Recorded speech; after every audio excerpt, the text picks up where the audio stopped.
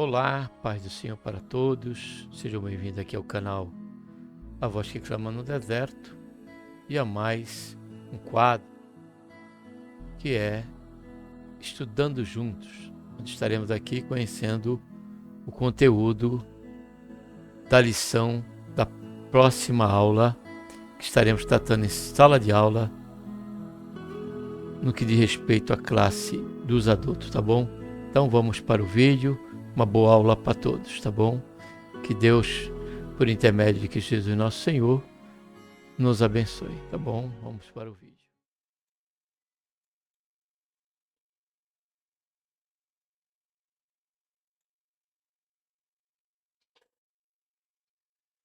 Gostaria de estar saudando a todos com a gloriosa paz do Senhor Jesus.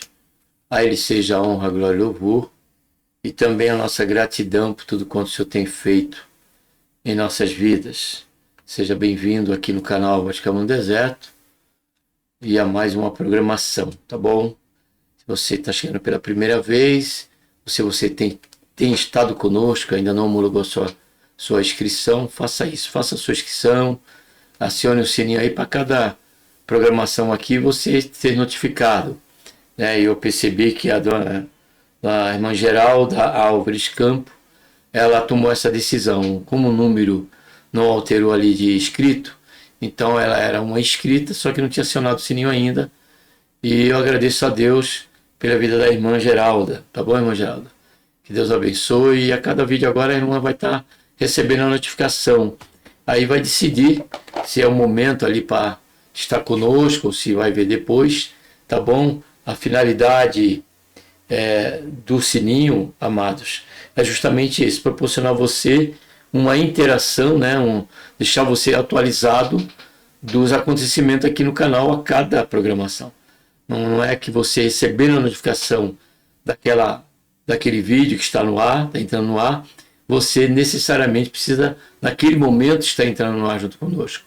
Ele vai estar ali, você pode, de repente, o momento não é oportuno para você, mas você pode, mais tarde, você pôr um fone de ouvido e estar conosco junto, refletindo na palavra de Deus, tá bom? Então, eu agradeço a Deus, fica aí minha gratidão aí, irmã Geraldo, pela sua atitude, e que essa é uma liberdade que todos vocês têm, tá bom? Esteja conosco, faça parte desse contingente e vamos aqui sempre estar mantendo a nossa mente nas coisas do alto, tá bom? Estamos aqui dentro do quadro Estudando Junto.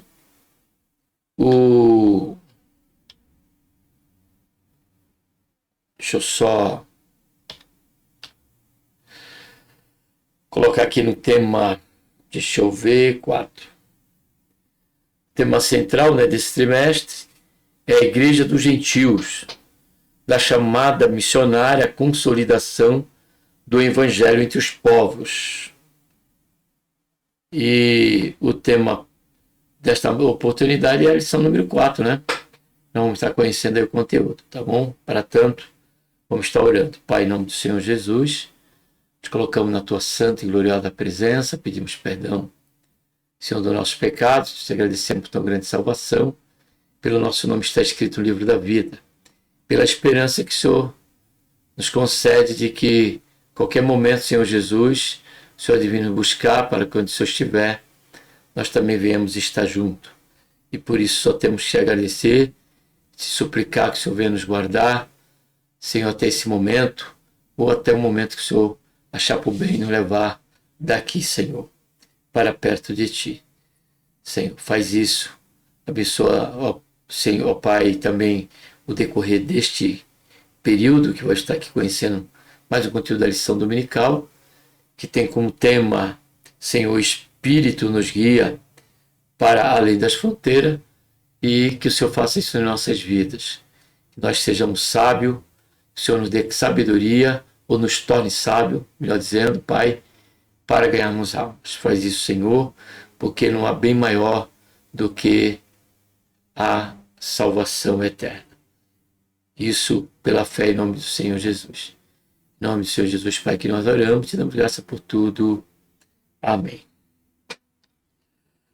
Vou estar aqui abrindo o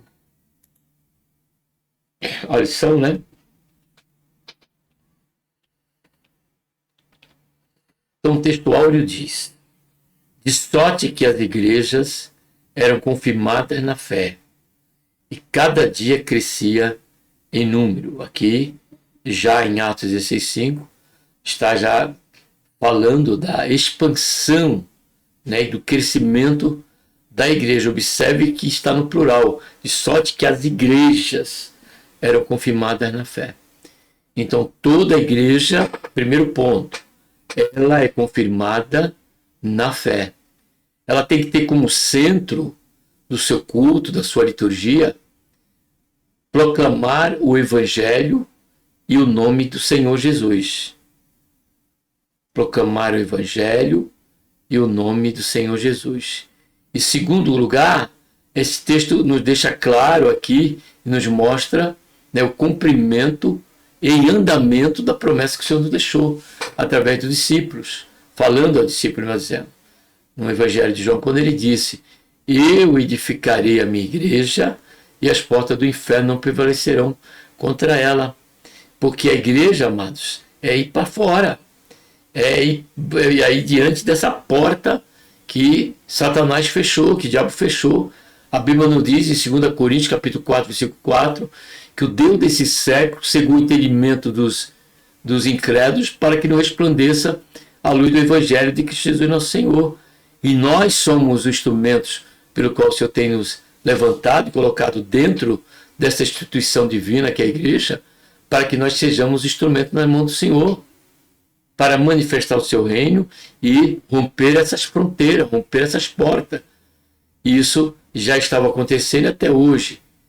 Graças a Deus, pela misericórdia do Senhor, a igreja tem crescido. É claro que existe um cuidado hoje, né? Dado essa e essa diversidade de ministérios, que muitas vezes não são igrejas que estão confirmadas na fé, mas sim em meio a uma decisão por uma desavença, em meio a uma decisão de se criar, se achando capaz de fazer isso, porque no ministério anterior não houve a separação, não foi separado para pastor ou para presbítero, e aquela pessoa sai, como eu conheço casos dessa maneira, e acabam abrindo um ministério. Então as coisas do Senhor não é dessa maneira. Tem que ser confirmada na fé. Quando se fala de fé, se fala de alguém que aguarda o agir de Deus. A exemplo de Paulo e Barnabé. Eles eram líderes da igreja de Antioquia.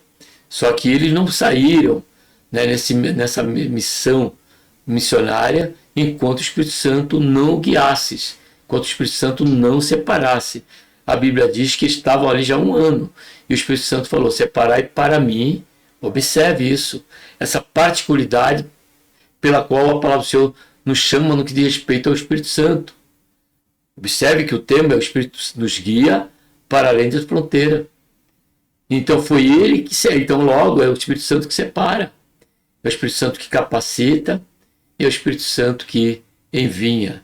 Louvado seja e engrandecido seja o nome santo do Senhor. Que diante desse textuário estejamos nós, né, a considerar e possamos nos achar no centro da vontade de Deus e guiados pelo seu Santo Espírito. Verdade prática diz: o Espírito Santo não apenas guia o cristão em seus passos, mas também impede de avançar quando isso não está de acordo com a vontade de Deus. Nós observamos isso claramente nos evangelhos, nos livros de Atos, né?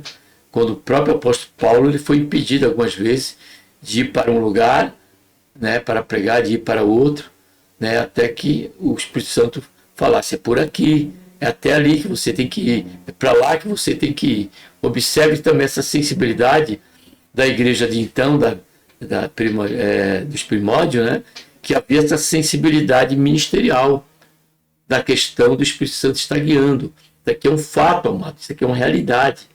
A Bíblia diz que o Espírito Santo disse. Então a voz do Espírito Santo ela tem que ser perceptível, ela tem que ser audível em cada passo que a igreja venha a dar no que diz respeito ao ministério e ao envio para o campo missionário. Leitura bíblica em classe, Atos 16, 11 a 18, 25 a 31. E navegando de Troade, fomos correndo em caminho direito para Samotrácia, e no dia seguinte para Neápolis, e dali para Filipos, que é a primeira cidade desta parte da Macedônia, e é uma colônia, e estivemos ali alguns dias nesta cidade. No dia de sábado saímos fora das portas para a beira do rio, onde julgávamos haver um lugar para oração, e assentando-nos, falamos às mulheres que ali se ajuntaram. Por que essa expressão bíblica? Aprendi, é bom nós aprendemos que essa questão, no caso agora aqui do conteúdo da lição do adulto, amados, eu estou com o livro de apoio que eu adquiri, então eu estou lendo o livro de apoio para depois vir fazer a gravação aqui, juntamente com você, né? Então, para não dar um suporte também maior, se eu tiver que fazer o comentário, né, já viste aqui, recente a leitura que fiz do livro, tá bom? E o que nós aprendemos aqui é que Paulo, ou seja, o que nós aprendemos no modo operante do missionário do apóstolo Paulo, é que todo lugar que ele chegava, que tinha uma sinagoga, primeiramente ele ia na sinagoga, porque ele entendia pela palavra de Deus que os judeus seriam os primeiros, né, a serem alcançados, a ouvir a mensagem do evangelho. Mas ele não dando ouvido, Paulo seguia a pregar para os gentios. E aqui diz a Bíblia que chegou em Filipos, né, onde ele escreve a carta dos Filipenses, né, e lá não tinha sinagoga, amados. Por isso que Paulo diz que estava procurando um lugar, né, onde poderia estar orando, porque naquela época e naquele momento a igreja estava, né, era feita em casas, né, como vamos ver na sequência desta lição, e ali é que se juntava para a oração, como Pedro estava preso e a igreja estava na casa de Maria orando. Porém também tinha lugares que era campo aberto, esse trabalho era feito até mesmo no dia de oração, tá bom? E uma certa mulher chamada Lídia, vendedora de púrpura, da cidade de Tiatira, e que servia a Deus, nos ouvia, e o Senhor lhe abriu o coração para que estivesse atenta ao que Paulo dizia. Então esse versículo bíblico, ele já nos previne, né, de qualquer, e nos guarda de qualquer jactância pessoal, individual, no que diz ao pregar o evangelho de nosso Senhor Jesus Cristo, a expor a palavra de Deus. Muito buscam esse afã, né, muito buscam esses holofotes, quando fazem uso, né, do famigerado apelo, que se prega, né, se expõe a palavra, quando às vezes, na sua maioria, não estão falando nem de pecado, nem de arrependimento, estão falando do poder do Espírito Santo, estão tratando de outros assuntos, né, diversos que a Bíblia tem, que não tem nada de errado pregar esse sermão na igreja, no meio do culto, só que eles usam ainda deste momento, no final, para fazer o apelo, chamando a pessoa para ir à frente, aquelas que quisessem ser salvas, e às vezes fazendo até promessa, um convite, um apelo, sustentado até mesmo por convites, né, e argumentos persuasivos, a dizer para a pessoa: vem que Jesus nesse momento vai te tirar desse sufoco, desse sofrimento, vai mudar totalmente sua vida, sem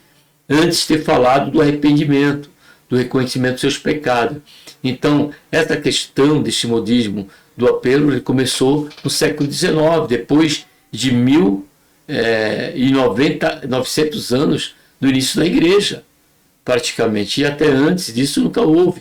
O Senhor Jesus não fazia apelo, os apóstolos não faziam apelo, os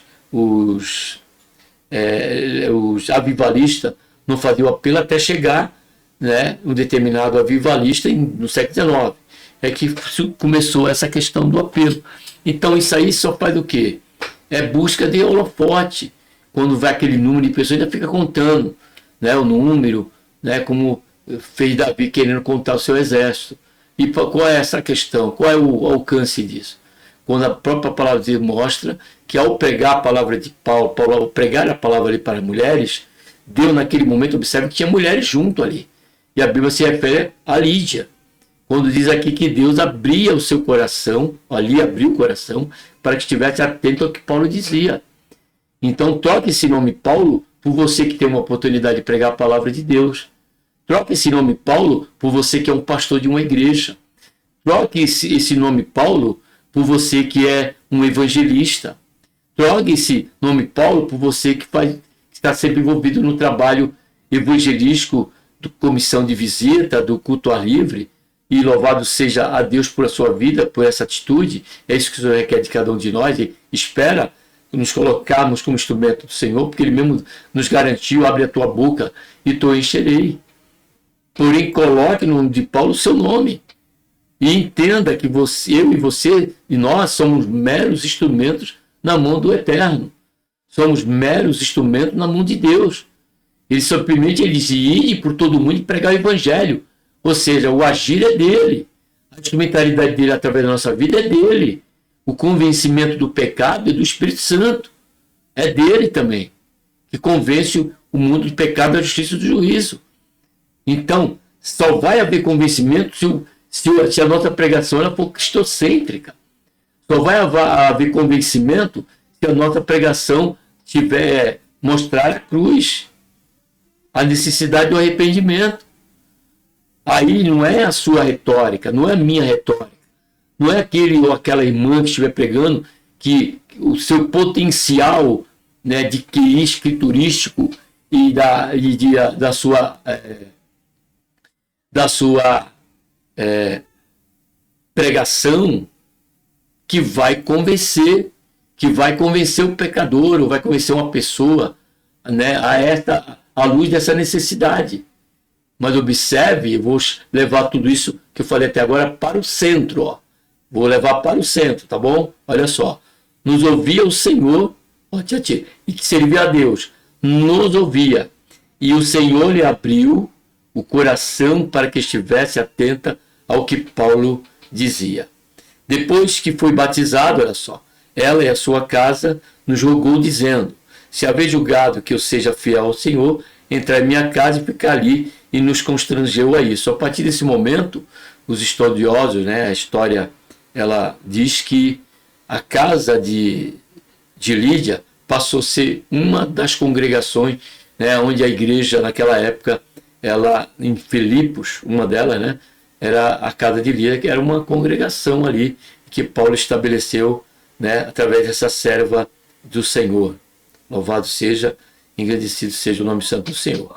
E aconteceu que, indo nós à oração, nos saiu ao encontro uma jovem que tinha um espírito de adivinhação, a qual adivinhava, dava lucro aos seus senhores. É que estavam chamando aqui, vamos continuar aqui. Aí vamos... E aconteceu que, indo nós à oração, nos saiu ao encontro uma jovem que tinha um espírito de adivinhação, a qual, adivinhando, dava grande lucro aos seus senhores. Esta, seguindo a Paulo e a nós, clamava, dizendo: estes homens que nos anunciam o caminho da salvação são servos do Deus Altíssimo. Isto fez ela por muitos dias. Mas Paulo, perturbado, voltou-se e disse ao Espírito: em nome de Jesus Cristo, te mando que saia dela. E na mesma hora saiu. Perto da meia-noite, já pulamos aqui para o versículo 25, né? Que nós vamos ter três almas que foram alcançadas pelo ministério de Paulo. Uma, porque o Senhor abriu o coração; outra, pela manifestação ali do poder de Deus, fazendo com que Paulo fizesse com que aquele espírito, né, em nome de Jesus, saísse dela. E depois vamos falar aqui do carcereiro. Perto da meia-noite, Paulo e Silas oravam, cantavam hinos a Deus, e outros presos os escutavam. E de repente sobreveio um tão grande terremoto que os alicerces do cárcere se moveram. E logo se abriram todas as portas. Não é por conta do terremoto, tá, gente? Apesar que tudo isso foi um ato miraculoso de Deus. E foram soltas das prisões, ó, de todos. Estavam acorrentados. Acordando o carcereiro e vendo abertas as portas da prisão, tirou a espada e quis matar-se, cuidando que os presos já tinham fugido. Porque dentro da questão de Roma, quando o soldado deixava que o preso fugia, ele era sentenciado à morte. Mas Paulo clamou com grande voz, dizendo: não te faça nenhum mal, que todos aqui estamos. E pedindo luz, saltou dentro, e todo trêmulo se postou ante Paulo e Sila. E tirando para fora disse: senhores, que é necessário que eu faça para me salvar? E eles disseram: crê no Senhor Jesus Cristo, serás salvo tu e a tua casa. Por que Paulo aqui não disse, para a exemplo de Pedro, chamando a arrependimento? Porque a própria atitude daquele homem já demonstrava um coração arrependido, um coração quebrantado. Porque essa pergunta dele não faz eco de maneira alguma aquele jovem que era rico, tinha várias propriedades e que perguntou para Jesus: o que eu farei? É bem diferente, ainda que seja similar a pergunta, é bem diferente no caso do centurião aqui, do carcereiro, por exemplo. Porque ele disse: que é necessário que eu faça para me salvar. Ou seja, seja essa a tua pergunta, você que está aqui conosco pela primeira vez, porque ainda não tomou a decisão. Que realmente você veja essa necessidade de buscar conhecer o caminho, de buscar o que você precisa fazer para ser salvo. E Paulo responde para mim e para você. E eles disseram, Paulo que estavam com ele: crê no Senhor Jesus Cristo. Paulo e Silas falaram, né? E serás salvo, tu e a tua casa. Observe que Deus, ele quer fazer uma obra na nossa vida, mas também ele quer fazer uma obra na nossa família. A exemplo daquele demoniado que, após ser liberto, queria estar com Jesus e seguir com Jesus. Jesus falou: não, vai para a tua família, da tua casa, da tua parentela, e fala das grandes coisas que o Senhor tem feito em tua vida. Amém? Então, foi diferente, e a importância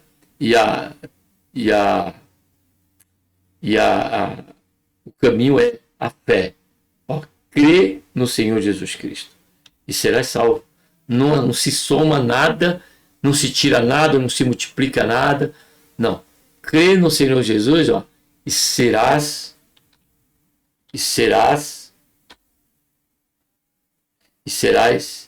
salvo, tu e a tua casa. A segunda viagem missionária de Paulo marca um avanço decisivo da igreja. O fortalecimento das igrejas já fundadas, a expansão do evangelho para o novo território, seria a Europa, né? Culminando a entrada da mensagem cristã na Europa.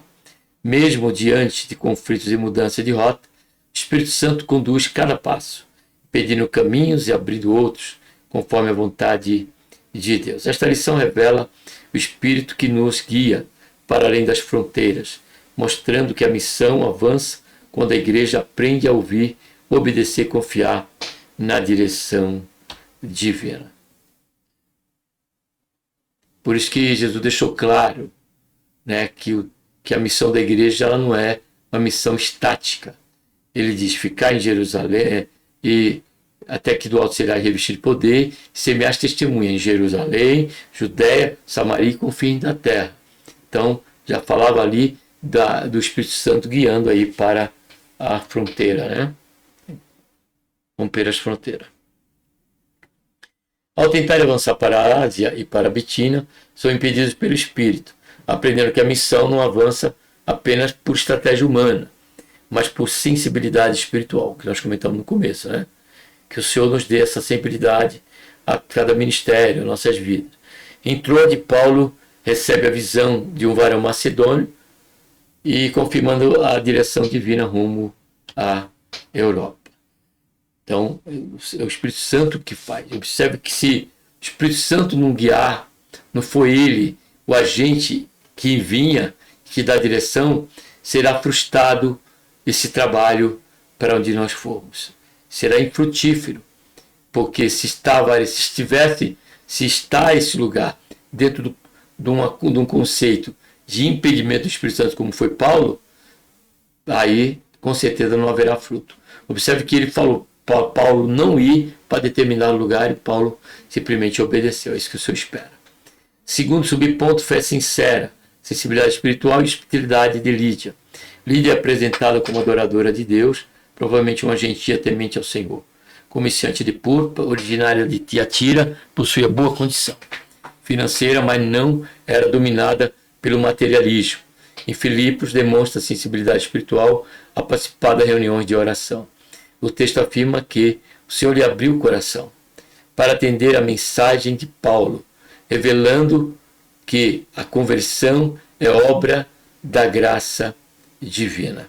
Lídia crê, é batizada com sua casa, coloca seus bens a serviço do reino, tornando seu lar o primeiro núcleo da igreja em solo europeu. Comentamos, né? Ainda que aqui a finalidade não é essa. É só nós conhecermos o conteúdo. Então vamos prosseguir. Apresentação em Filipos. Simplicidade, graça e poder. Transformador. Sem sinagoga, Paulo inicia a missão junto a mulheres reunidas à beira do rio. Ali, em um ambiente simples, o evangelho produz frutos eternos. Lídia responde com fé e obediência, ensinando que Deus age tanto em grandes centros quanto em encontros humildes. Sua conversão inaugura a igreja em Filipos e revela que onde o Espírito abre corações, o reino avança. Contudo, a mesma cidade que recebe o evangelho também manifestará oposição espiritual, preparando o cenário para a libertação da jovem possessa que veremos no próximo tópico. Observe nesse ponto, amados, que o avanço da igreja está na questão de vidas, não está na questão de construção de congregações.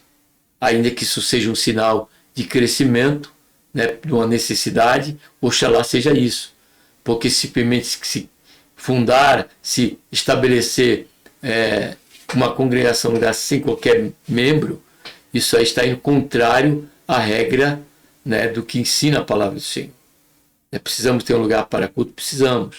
Mas a esfera é a pessoa. Observe que Lídia foi a primeira pessoa em Filipe. Não parou. Se seguiu através desta jovem também que estava aprisionada. A libertação da jovem possessa e o confronto com os poderes das trevas. Antes de ler, já temos que fazer lembrança aqui, né? Já foi dito sobre isso, falado sobre isso, da questão da necessidade do revestimento de poder, por conta da esfera deste trabalho cristão, que aí conta as portas do inferno.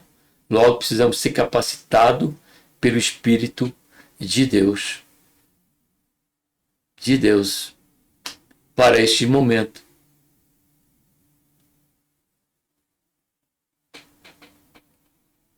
A expulsão de um espírito de adivinhação. E observe também, antes de eu ler, que estava esquecendo, essa mesma posição nós vemos no ministério do Senhor Jesus. Tanto através de pessoas, como tentando impedir o trabalho do Senhor Jesus, tentando matar ele, como também nós vemos quando ele ia ali libertar o gadareno e que levantou aquele vento, aquela grande tempestade. Então observe que em pouca proporção, em muita proporção, ainda se será investido, né, se levantará impedimentos para que esta obra ela possa prosseguir. E o interessante é que eu quero abrir um parênteses, caro e querido irmão, amigo e ouvindo a palavra de Deus, que às vezes se cria esse obstáculo para essa expansão, criando uma nova imagem, criando coisas boas, igual essa jovem falando a Paulo, que Paulo e Silas são homens de Deus e tal. Mesma coisa é hoje, a igreja está simplesmente desenvolvendo somente trabalhos de caráter interno, e pouco se faz no que diz respeito ao evangelismo. Proporcionalmente, há uma discrepância enorme, quando o maior sentido do trabalho da igreja, da vida da igreja, é em busca de vidas para o reino de Deus, é a pregação do evangelho. E isso pode estar sendo um impedimento hoje nos dias internos, um engano ali colocado por Satanás para dizer, não, estou louvando a Deus, estou adorando a Deus, estou dentro do propósito da vontade de Deus, e negligenciando aquilo que o Senhor espera de cada um de nós. Por isso que o Senhor, ali em Apocalipse, se dirigiu a uma das igrejas, se eu não estiver equivocado, a Éfeso, quando disse, deixate o primeiro amor. Deixar o primeiro amor é deixar de pregar o Evangelho. O Evangelho revela justamente este amor de Deus que primeiramente nos alcançou. A expulsão de um, fecha parênteses, né? A expulsão de um espírito de adivinhação. A expulsão de um espírito de adivinhação. Mesmo tendo como base a casa de Lídia, Paulo e seus companheiros continuavam a frequentar o lugar de oração. Numa dessas ocasiões, encontraram uma jovem escrava possessa por espírito de adivinhação, pneuma pitona, prática condenada pelas Escrituras. Embora falasse verdade sobre missionários, seu testemunho não procedia de Deus, a semelhança dos demônios, e reconhecera a Jesus. Observe se nós, amados, não carecemos dessa sensibilidade do Espírito Santo. Considere, amados, se não precisamos ser guiados pelo Espírito do Senhor. Porque nós estamos ou podemos ouvir uma boa pregação, mas, no entanto, ela não é de Deus. As trevas estão por trás daquela mensagem. Porque a mensagem desta jovem, em público, não era uma mentira. Verdadeiramente, Paulo e Silas eram homens de Deus. Estavam fazendo a obra de Deus. Mas só que o sentido ali era justamente para manter aquela pessoa cativa, escondida, né? E não enxergasse a necessidade que ela tinha de ser liberta. E foi isso que Paulo fez mediante a própria ação do Espírito Santo do Senhor.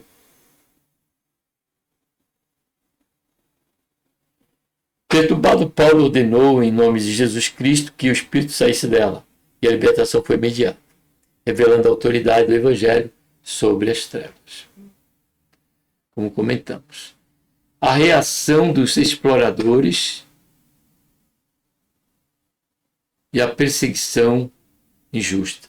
A libertação da jovem significou prejuízo financeiro para seus senhores, que por interesse econômico, arrastaram Paulo e Silas às autoridades. Sob falsas acusações de perturbação da ordem pública, os missionários foram condenados sem julgamento, citados publicamente e lançados na prisão. A fé cristã mostrou-se uma ameaça. Não é a ordem social. Não a ordem social, mas o sistema que exploram transvestidos de religiosidade.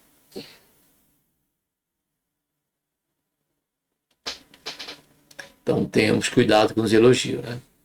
A falha da justiça humana. Os magistrados romanos ignoraram o devido processo legal e violaram o direito de Paulo e Silas como cidadão romano. O episódio evidencia que a justiça humana é falha.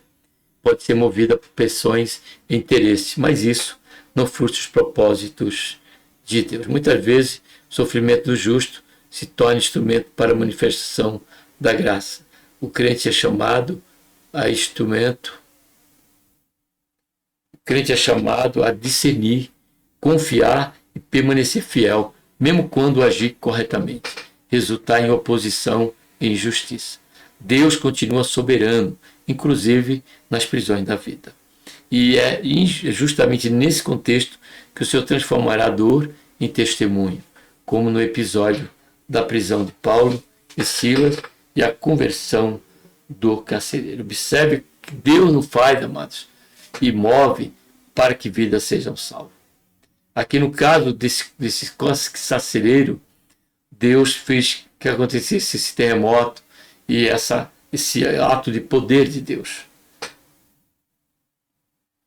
No caso de Cornélio, capítulo 10 de Atos, observamos ali que o centurião Cornélio, Deus agiu através de visões, de sonhos, tanto para Pedro como para o próprio Cornélio. Então, observe a grandeza de que é a importância da salvação e saber que Deus está agindo. Ou, melhor até dizendo, agimos na direção de Deus.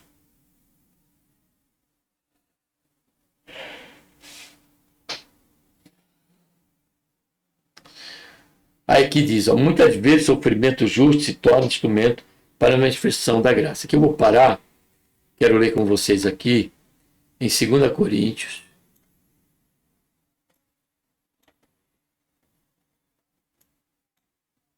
2 Coríntios, capítulo 1, versículo... Filipenses. Carta de Paulo aos Filipenses, que aqui foi em Filipe, né? Filipenses, capítulo 1, versículo 12. Observe o que nós lemos lá, né? Que muitas vezes o sofrimento, ele acontece para manifestação da graça de Deus. Versículo 12, diz assim, olha: eu quero, irmãos, que saibais que as coisas que me aconteceram têm antes contribuído para o progresso do Evangelho. E qual é o contexto aqui? Paulo estava preso. Ele diz, de modo que tem tornado manifesto a toda a guarda pretoriana e a todos os demais que Cristo é o Cristo.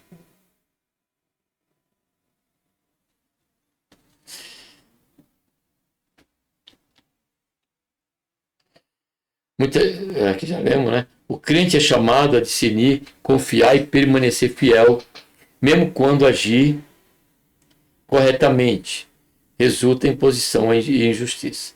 Deus continua soberano, inclusive nas prisões da vida.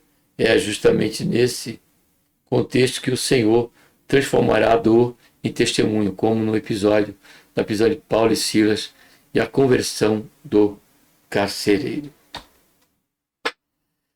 Caminhando para o final, terceiro pronto, a prisão de Paulo e Silas e a conversão do carcereiro. Açoitados e presos por causa do Evangelho, falsamente acusados, Paulo e Silas foram publicamente açoitados e lançados no cárcere interior de Filipos, com os pés presos no tronco.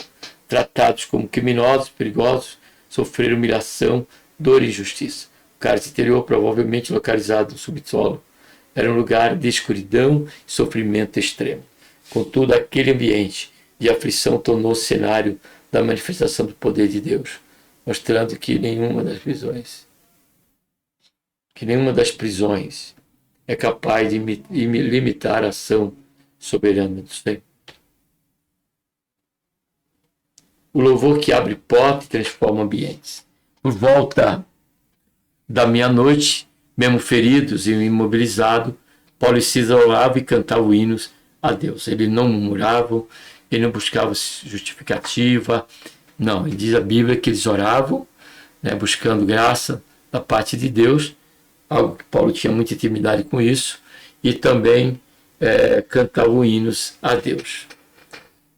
Então, não importa o lugar e a circunstância, né, se o Senhor nos conceda graça, para estarmos bendizendo o seu santo nome. Subitamente um terremoto sacudiu a prisão, abriu as portas e soltou as cadeias de todos os presos. O milagre foi tão impactante que ninguém tentou fugir. Ninguém tentou fugir.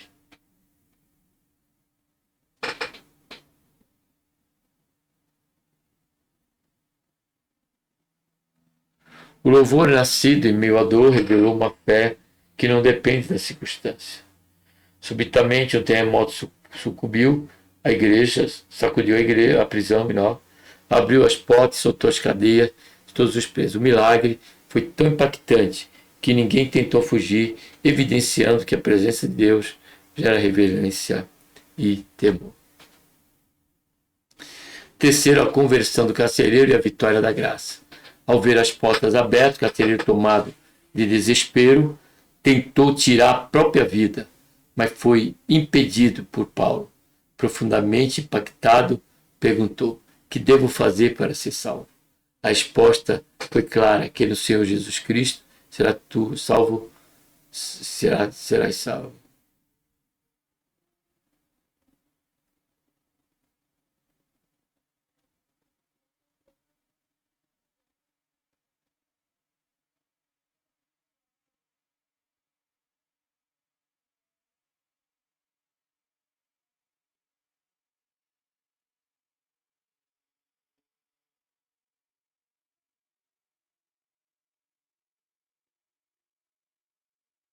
A resposta foi clara: que no Senhor Jesus Cristo serás salvo, tu e tua casa. Desculpe, amados. Ele cresceu, cuidou das feridas do missionário, foi batizado com sua família, recebeu com alegria. Onde o Evangelho entra, vidas e lares são transformados. Este episódio ensina que Deus continua soberano mesmo nas prisões da vida. Quando o crente escolhe louvar em meio à dor e permanecer fiel diante da injustiça, o Senhor transforma o sofrimento em testemunho e usa circunstâncias adversas para salvar outros. Após cerca de 3 anos da intensa atividade missionária, Paulo retorna à Antioquia da Síria, encerrando o ciclo marcado por direção divina, perseverança e fruto abundantes. A narrativa bíblica deixa claro que a missão continua e exige fidelidade mesmo em meio às oposições. Guiado pelo Espírito Santo, os servos de Deus avançam. A igreja é fortalecida e nova comunidade cristã são estabelecidas, inclusive no solo europeu. A expansão do reino depende de obreiros comprometidos com a palavra e sensíveis à voz do Espírito Santo. Olha aí. Assim como Paulo, sejamos fiéis, ousados e obedientes à direção do Espírito Santo em cada etapa da nossa vida. Que Deus, por intermédio de Cristo Jesus nosso Senhor, nos abençoe, amados, e vamos estar agora orando, tá bom? Pai, em nome do Senhor Jesus, nos colocamos, Senhor, na tua santa, gloriosa presença, pedimos perdão, Senhor, dos nossos pecados, queremos, Senhor, te agradecer por Senhor, esse período que aqui estivemos, conhecendo mais o conteúdo da lição dominical. Nos abençoe no domingo próximo, quando ali estaremos para em classe de aula. Faz isso, Senhor, é o que nós pedimos, já te agradecemos por tudo, em nome do Senhor Jesus. Amém. Um abraço a todos.